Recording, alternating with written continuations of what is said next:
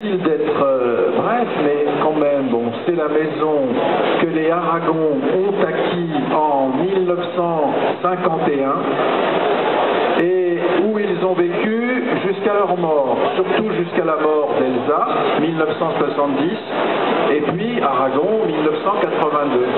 Autrement dit, le moulin de Villeneuve à Saint-Arnoux-en-Yvelines. Saint-Arnoux-en-Yvelines, c'est à peu près 50 km au sud-ouest de Paris. Je dis ça pour les provinciaux.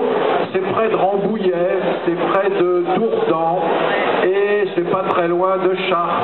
Voilà, vous voyez, 150 km au nord de Clermont-Ferrand. Ah oui, c'est vrai.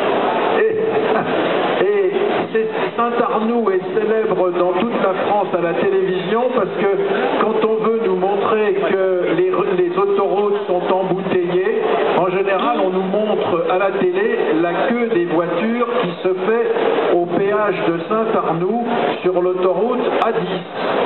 L'autoroute qui va de Paris à Orléans, puis après Bordeaux, Clermont, etc. Donc à Saint-Arnoux, il n'y a pas que le péage, il y a la maison des Aragon. C'est la maison du repos, c'est l'anti-Paris, j'ai dit, hein, c'est la maison de l'écriture.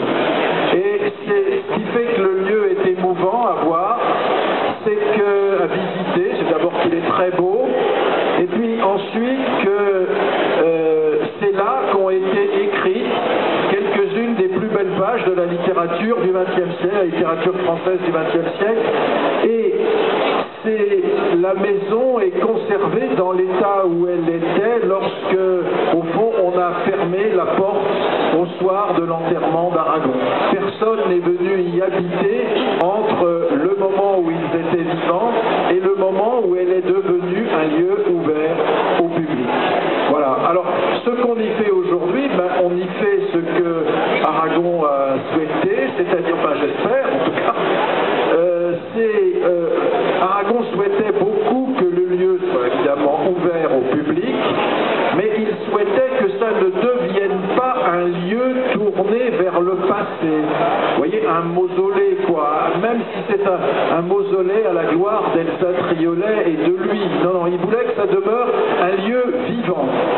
Et c'est ce qui fait que nous y donnons à voir, à entendre l'œuvre d'Aragon et d'Elsa Triolet, mais aussi l'œuvre de poètes contemporains.